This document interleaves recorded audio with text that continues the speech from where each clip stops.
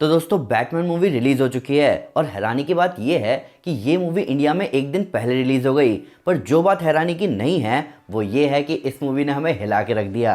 मैंने अभी तक की अपनी सुपर हीरो फैन जर्नी में 3 अलग अलग एक्टर्स को बैटमैन का रोल प्ले करते हुए देखा है। इन तीनों एक्टर्स का अपना अपना तरीका रहा इस रोल को पोर्ट्रे करने का। हालांकि मैं अभी भी चाहता हूँ कि डीसीयू में हमें बेन एफ्लेक ही दिखते रहें, पर रॉबर्ट पैटिंसन ने हमें अपना फ़ैन बना ही लिया। प्लस इस बैटमैन मूवी का डायरेक्शन इतना ज़बरदस्त था कि मैं किसी दूसरी मूवी को गलत बोले बिना कहना चाहूँगा कि ये है एक proper Batman comic book movie. Comic book जैसा नरेशन, बैटमैन वाली मिस्ट्री और एक ऐसा विलन जिसका काम हीरो को भी हिला के रख दे। मूवी की स्टोरी तो ज़बरदस्त थी ही, पर एक एक एक्टर ने अपना बेस्ट दिया।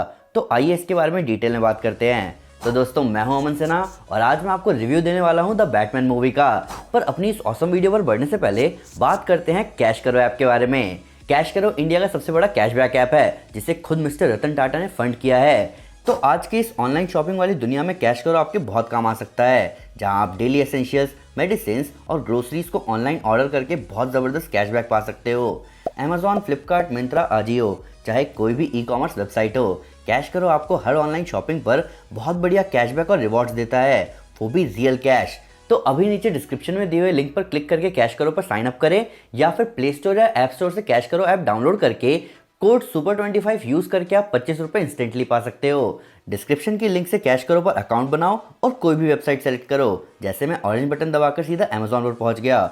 अब यहाँ नॉर्मली शॉप करने के बाद कैश करो अकाउंट में माई अर्निंग सेक्शन में मुझे कैशबैक मिलेगा। अब इस कैशबैक को या तो मैं सीधा अपने बैंक में ट्रांसफर कर सकता हूँ या अमेजॉन वाउचर में कन्वर्ट कर सकता हूँ। तो अब जब इस ऑसम ऐप की बात हो चुकी है तो स्पॉयलर्स का ध्यान रखते हुए चलिए शुरू करते हैं।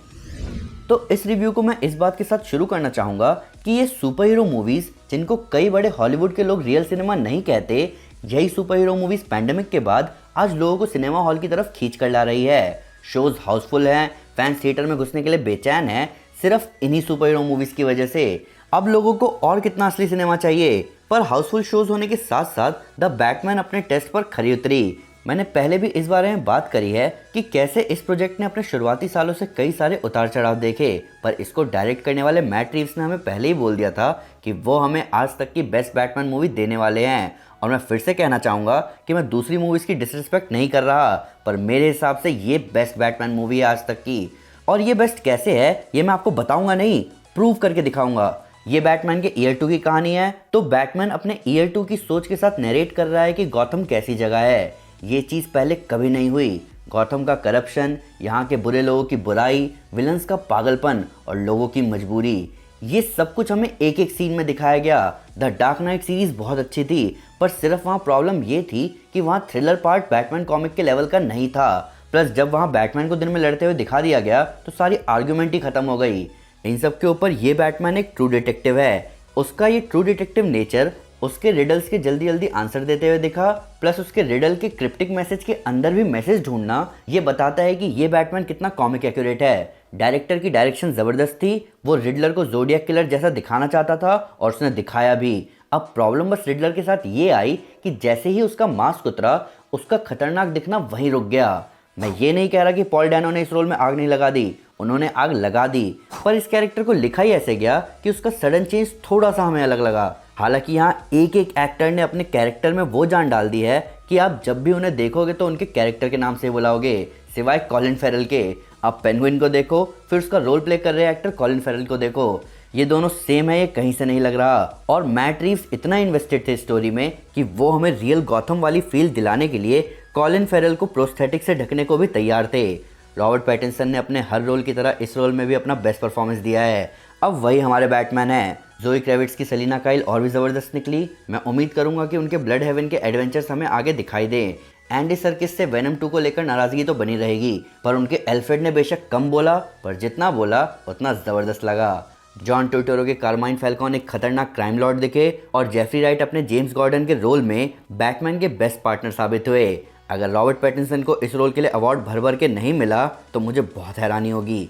इस मूवी में जान डालने में एक्टर्स का बहुत बड़ा हाथ था और उतना ही बड़ा हाथ था डायरेक्टर मैट रीव्स का भी। मैं फिर से कहना चाहूँगा कि शुरुआत में बैटमैन के नरेशन वाला पार्ट बहुत ज़बरदस्त एडिशन था। मुझे ऐसा लगा कि मैं कोई कॉमिक बुक पढ़ रहा हूँ, जहाँ हर कॉमिक की शुरुआत में हीरो साइड के बॉक्सेस में कुछ बोल रहा होता है।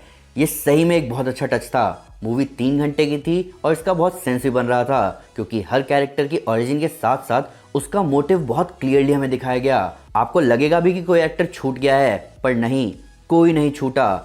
अगर आप किसी नॉन कॉमिक बुक रीडर या नॉन सुपर हीरो फैन को ये मूवी दिखाओ जिससे बैटमैन के बारे में पता भी ना हो, तो भी वो मूवी को देखने के बाद बहुत क्लियरली जानता होगा कि बैटमैन कौन है, एल्फ्रेड कौन है, जेम्स गॉर्डन का गॉथम से क्या लेना देना है, कैटवुमन का नेचर कैसा है और गॉथम की क्या हालत है।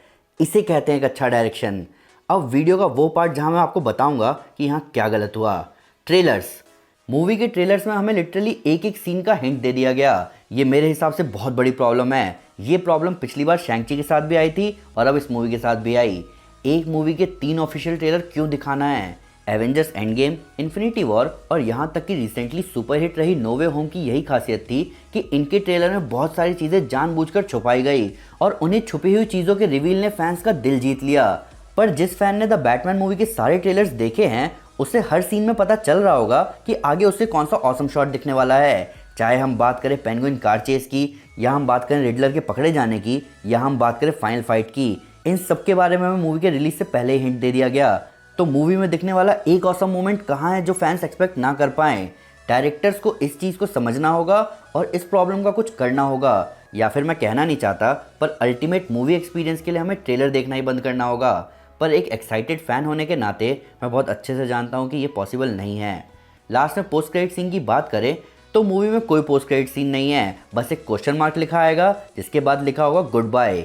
ये पोस्ट क्रेडिट सीन पहले तो मुझे स्पाइडरमैन होमकमिंग की याद दिला गया, पर यहाँ कुछ तो था। यहाँ एक लिंक दिया गया था जो कि कुछ ही फ्रेम्स के लिए दिखा और फिर गायब हो गया। ये लिंक है retalada.com, जहाँ आपको 3 नए क्वेश्चंस मिलेंगे। मैंने इस वेबसाइट के बारे में मूवी के ट्रेलर ब्रेकडाउन में भी बात करी है। तो अब इन 3 नए क्वेश्चंस के सही जवाब देने पर आपको मिलेगी एक जिप फाइल।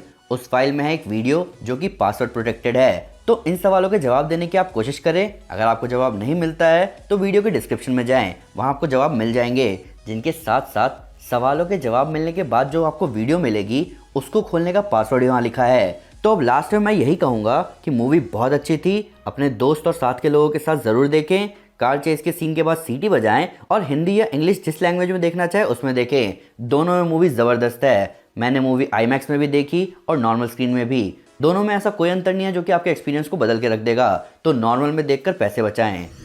तो दोस्तों ये था रिव्यू द बैटमैन मूवी का। एक कट्टर बैटमैन कॉमिक बुक फ़ैन होने के नाते ये फिल्म मेरे लिए बहुत स्पेशल रही। मैं लिटरली सीट के एज पर था, पर फिर भी अगर उससे कोई डिटेल मिस हो गई हो या आपके उसके नया फैक्ट इस वीडियो से रिलेटेड तो प्लीज़ कमेंट में ज़रूर बताएं या हमारे सोशल मीडिया हैंडल पर हमारे साथ शेयर करें। हम हर जगह हैं। तो दोस्तों अगर आप बैटमैन के बारे में और डिटेल में जानना चाहते हैं तो मैं आपको हमारी इनजस्टिस गॉड्स अमंग अस कॉमिक सीरीज रिकमेंड करूंगा। साथ ही साथ अगर आपको वीडियो पसंद आए तो इस वीडियो को लाइक और शेयर जरूर करें और ऐसे कई सारे सुपर कंटेंट के लिए हमारे चैनल को सब्सक्राइब करना ना भूलें। Thank you guys, this is Aman Sinha and you are super. Piece.